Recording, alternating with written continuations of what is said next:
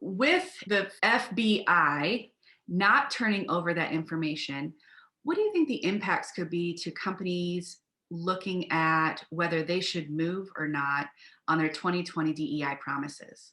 I'm Britni Eisenmann with Gen Elevate. We work to remove employee engagement barriers. And today I'm talking to.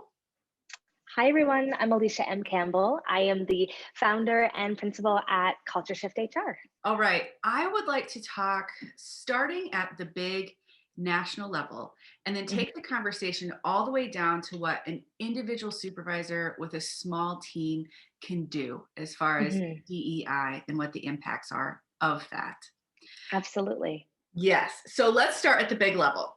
This weekend, we learned from the chairman of the House Committee for Homeland Security, U.S. Rep. Benny Thompson, that in mid-2020, the Congress passed a bill, and part of that was asking the FBI to release what they had as far as domestic security threats, domestic terrorism. And as of this past weekend, we are 6 months past that due date. Wow. Yes. So with the FBI not turning over that information, what do you think the impacts could be to companies looking at whether they should move or not on their 2020 DEI promises?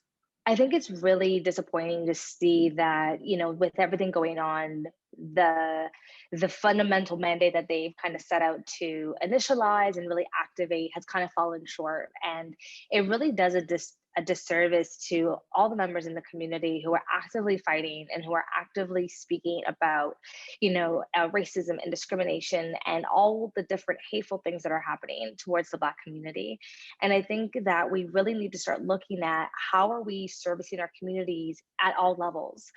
How are we making sure that we have the right resources? How do we make sure that we're putting the work toward the right actions that are really going to start to drive the results? And through this information not being available, I think we don't have the full picture. We don't know what's going on. We don't know about the other elements that we don't see or hear about every day. And when, everyday people are hearing what's going on and there's less of kind of the actions that are happening behind whatever government is doing at all levels and how things are happening in our communities, we aren't getting that like immediate information that we need to then adjust or pivot our actions to make sure we get the outcomes that we're looking for. And so we're relying on, our governments and our different levels of institution to really give us that insight and provide us that knowledge and that feedback. And without that feedback loop, we're kind of lost in the dark. So I'm really hoping we can turn this around and get a little bit more of a faster cadence on information like this, because it is so pivotal when we're trying to make change and when we're trying to do the right thing and really try to reverse decades of a lot of the disservice to the Black communities in the States. And so I'm really hoping that we can turn this around.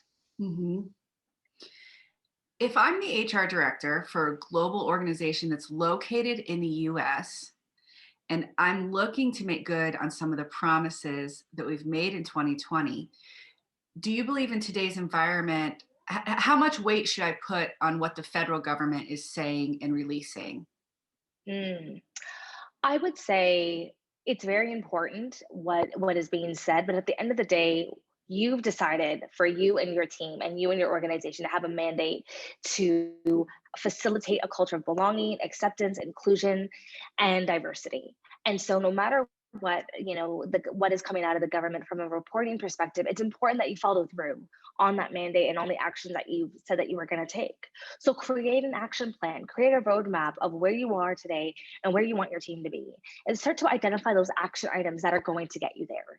Maybe it's looking at your recruiting processes and your hiring structure. Maybe it's looking at your the language that you use and making sure that it's non-gender related, making sure that you are looking at systems and programs that help facilitate diversity within the organization and not block it away. Speaking to that end goal that you're talking about and you're making the action steps to get there, how should we think about that end goal? How do we inform ourselves about what that end goal should be? And should that be, a static goal, or should we expect it to move? Great question. I think, well, first identifying the goal, you have to kind of look to see what's within your means. When I talk to a lot of my clients about diversity and inclusion, it's very overwhelming for them because they think they have to boil the whole ocean and they need to, transform everything overnight within a short period of time. And they put a lot more heaviness on themselves than necessary. Because remember, we are doing a good thing here. We are making positive, wonderful reinforcement changes.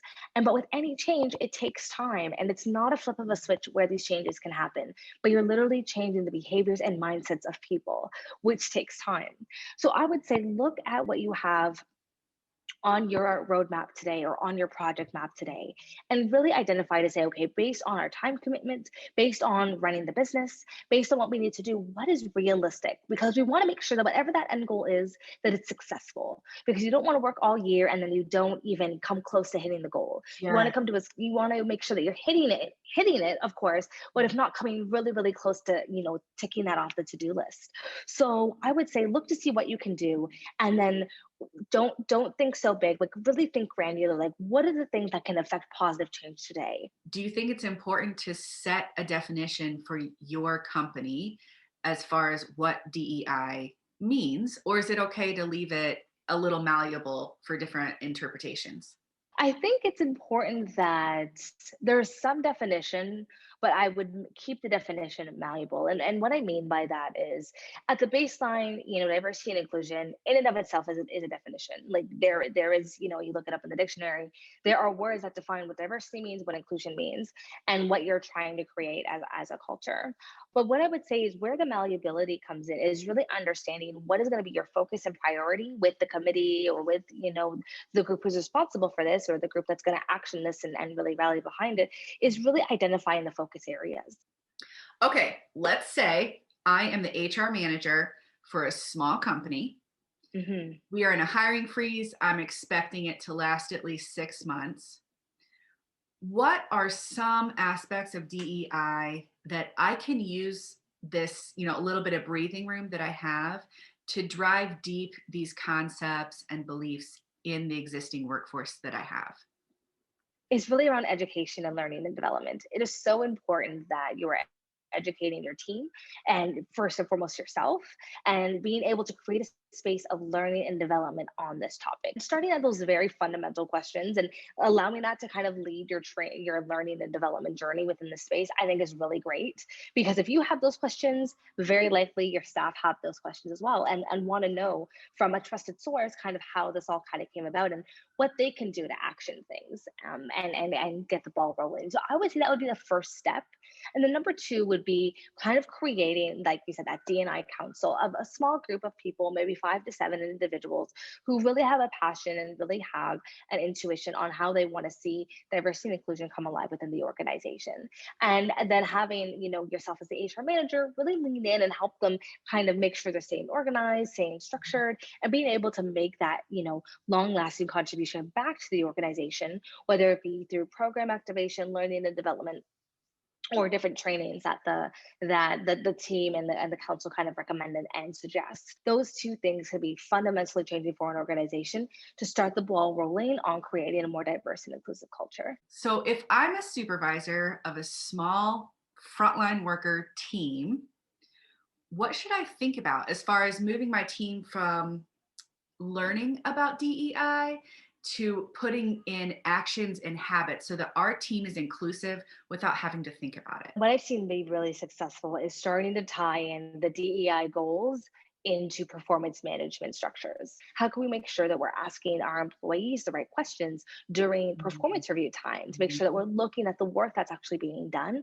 tying it back in to keep that accountability visible and high is going to be really key. So tying it back to performance management and that performance review time and making it a goal and a metric that they want to work towards and start to, identify with, that helps them in their own learning journey, I think is a great way to integrate that properly.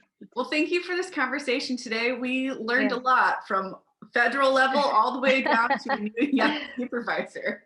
Absolutely. Where can people find you?